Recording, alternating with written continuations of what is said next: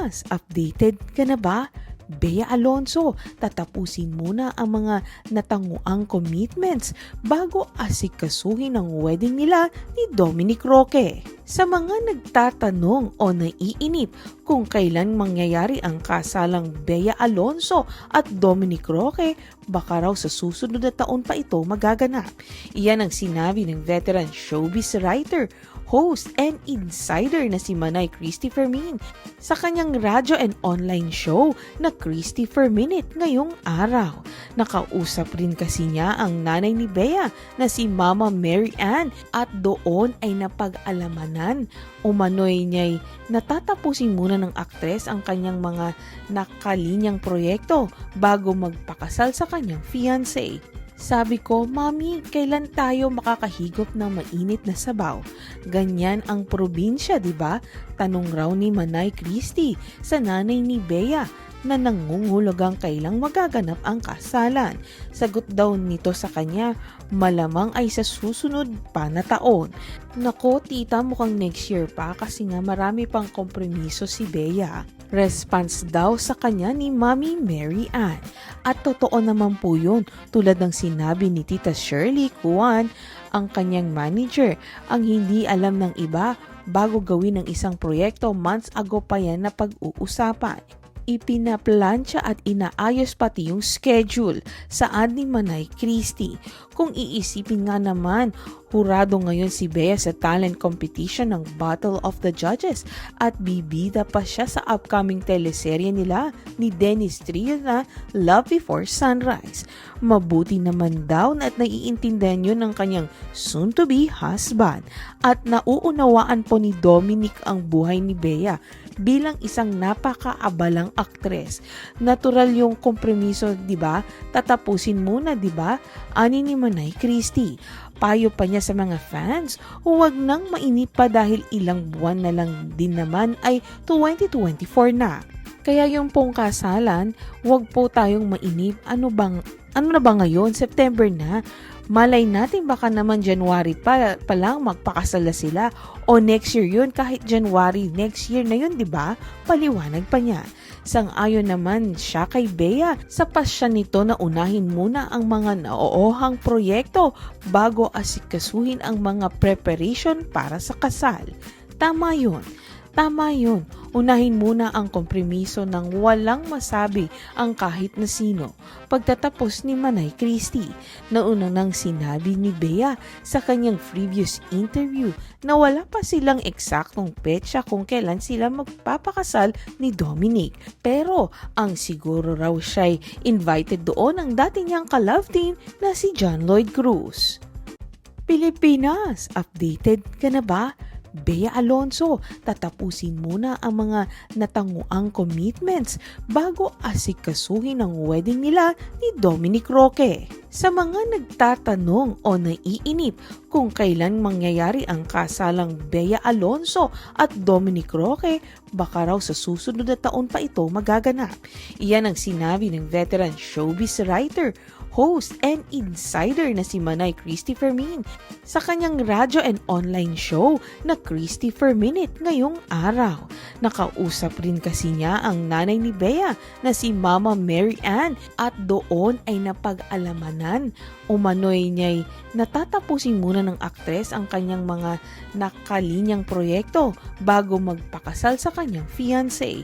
Sabi ko, Mami, kailan tayo makakahigop ng mainit na sabaw? Ganyan ang probinsya, di ba? Tanong raw ni Manay Christy sa nanay ni Bea na nangungulugang kailang magaganap ang kasalan. Sagot daw nito sa kanya, malamang ay sa susunod pa na taon. Nako tita, mukhang next year pa kasi nga marami pang kompromiso si Bea. Response daw sa kanya ni Mami Mary Ann. At totoo naman po yun, tulad ng sinabi ni Tita Shirley Kuan, ang kanyang manager, ang hindi alam ng iba bago gawin ng isang proyekto, months ago pa yan na pag-uusapan. Ipinaplansya at inaayos pati yung schedule saan ni Manay Christie. Kung iisipin nga naman, hurado ngayon si Bea sa talent competition ng Battle of the Judges at bibida pa siya sa upcoming teleserye nila ni Dennis Trio na Love Before Sunrise.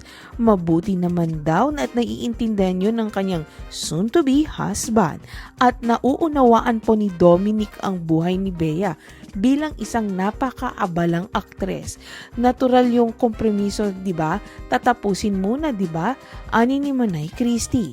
Payo pa niya sa mga fans, huwag nang mainip pa dahil ilang buwan na lang din naman ay 2024 na. Kaya yung pong kasalan, huwag po tayong mainip. Ano na ba ngayon? September na.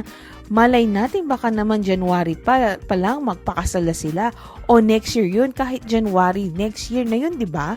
Paliwanag pa niya.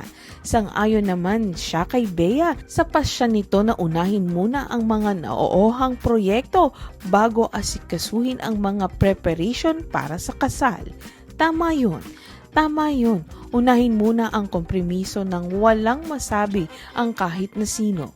Pagtatapos ni Manay Christie, nauna nang sinabi ni Bea sa kanyang previous interview na wala pa silang eksaktong petsa kung kailan sila magpapakasal ni Dominic. Pero ang siguro raw siya'y invited doon ang dati niyang ka-love team na si John Lloyd Cruz. Pilipinas, updated ka na ba?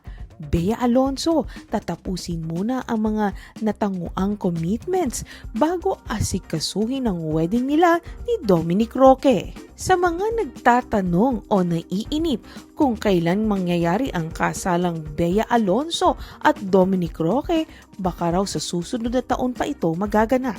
Iyan ang sinabi ng veteran showbiz writer, host and insider na si Manay Christie Fermin sa kanyang radyo and online show na Christie Per Minute ngayong araw. Nakausap rin kasi niya ang nanay ni Bea na si Mama Mary Ann at doon ay napag-alamanan umano'y niya'y natatapusin muna ng aktres ang kanyang mga nakalinyang proyekto bago magpakasal sa kanyang fiancé. Sabi ko, Mami, kailan tayo makakahigop ng mainit na sabaw? Ganyan ang probinsya, di ba?